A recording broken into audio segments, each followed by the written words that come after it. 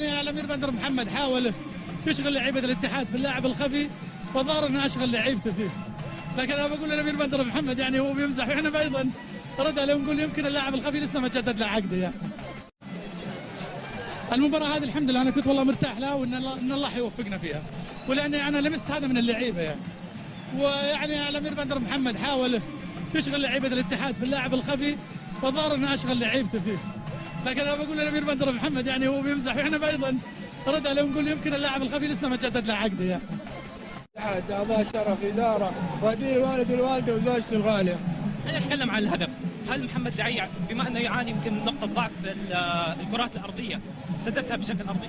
بالعكس يعني الكره كانت قويه، كابتن محمد دعي كابتن خبير وما له غنى عن التعريف صراحه، واقول له يعطيك الف عافيه والحمد لله على كل حال. اقول له ما ارد لكم صراحه، قدموا مباراه حلوه احنا وجمهورنا اخواننا في نادي الهلال، والحمد لله في الاخير قدرنا نكسب المباراه. شوف معك شعر الهلال يعني هذول اخواننا صراحه يعني ما نقدر نقول فيه. الله يهديك. شكرا كابتن بسام المولد. ننتقل مباشره للزميل انه قال انه احمد انسحب من المباراه. والله صراحه يعني مش اقول لك يعني اللاعب اللي قدامك الان لاعب اربع نهائيات كاس عالم يعني مو بلاعب تو مبتدئ عشان يتكلمون العالم كلام يعني ما ادري ايش اقول لك صراحه.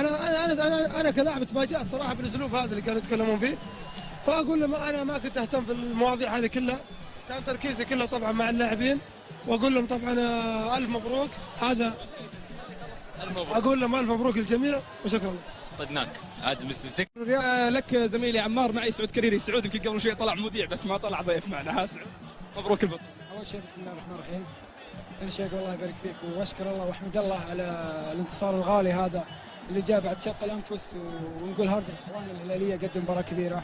نتمنى ان نمتعنا الجمهور السعودي اليوم تحت حركات منتخب نادي، يمكن نقول هذا مجالنا ولازم نتعب فيه، بس ان شاء الله نادي الاتحاد وعدني بعد مشاركتي مع المنتخب باذن الله، ان شاء الله ان عندي اجازه راح استجمن فيها باذن الله. وين بتسافر؟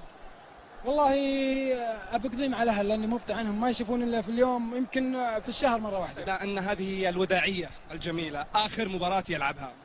والله ابو موفق يمكن كان من موسمين اسف انه يبي يترك الكوره، بس لحين عليه وحتى جمهور الاتحاد والشيخ مستر بلوي لحين عليه انه يستمر معنا، وان شاء الله لو نقول يمكن خير وداعيه يعني يختم فيها مسيرته الرياضيه، ونقول باذن الله انه اذا تركنا كلاعب يكون معنا كاداري او مدرب يعني نحتاج. جميل. سعود كريري شكرا لك مجددا ومبروك البطوله. الله يبارك في حياتك حبيبي.